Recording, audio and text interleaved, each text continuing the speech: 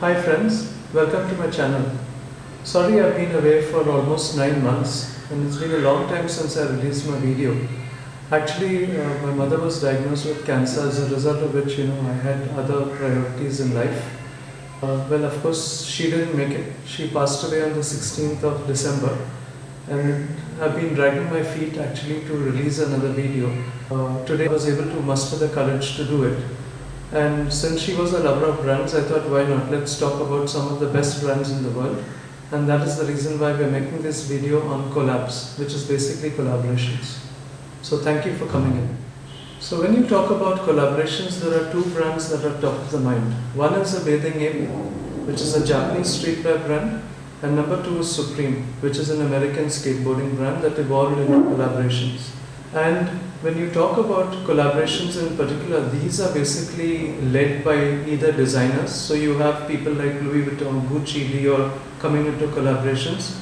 You have sporting goods brands like Nike, Jordan, Adidas that also do collaborations. Then you've got some F&B brands that also do collaborations like Pepsi, Fanta, Budweiser. And you've got celebrity-driven endorsements like Kanye West, which is an alternative to basically Nike's Jordan.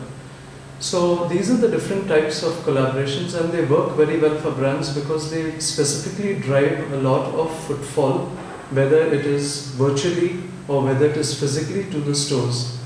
The power of collaborations is that, first of all, generally it is limited edition, very hard to get hold of. You need to wait for hours on a waiting list. And if you try to cop it off websites, you're not going to get it that easily. There are people who spend thousands of dollars buying these bots that are able to hack the products of these sites in microseconds. Yes, you heard it right, microseconds.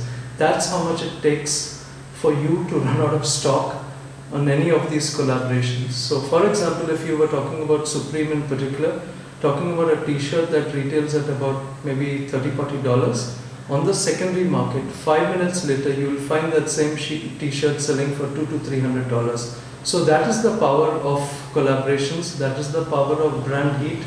That is the power of limited edition. That is the power of artificial scarcity. And that is why collaborations have become so popular over the years. Anyone and everyone is trying to do collaborations. In the next segment of the video, I'm going to talk about the different types of collaborations and how they work off each other. So in my terminology of collaborations, the first type of collaboration I'm talking about is a symbiotic collaboration. Here, each of the brand is a leader in its own right, and they definitely feed off each other. No one is trying to take an opportunistic move here in terms of leveraging of another brand.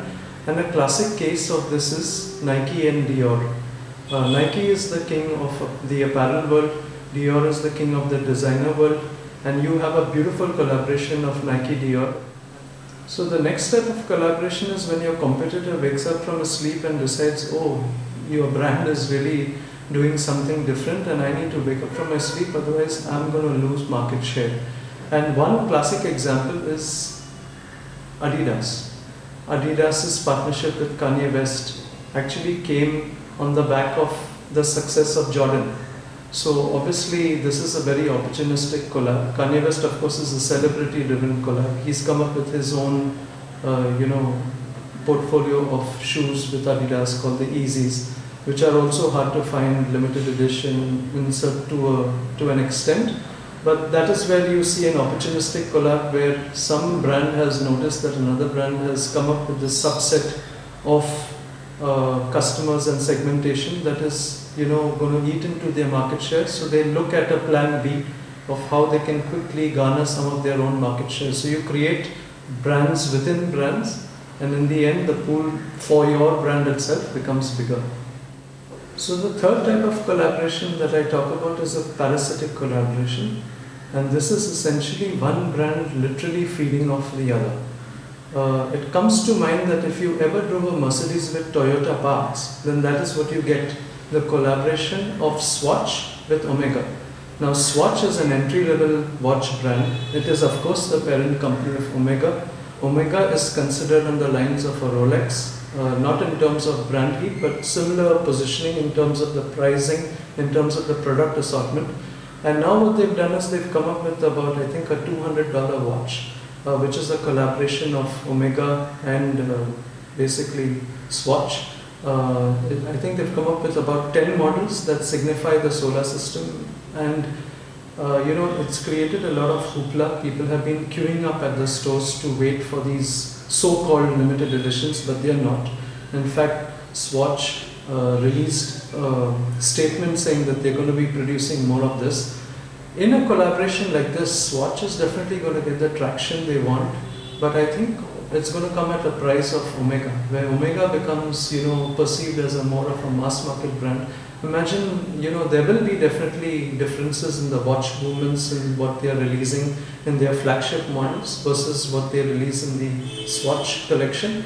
But you're essentially playing with fire in this case, and that is why I said it's equivalent to driving a Mercedes with Toyota parts. That's your Parasitic Collaboration.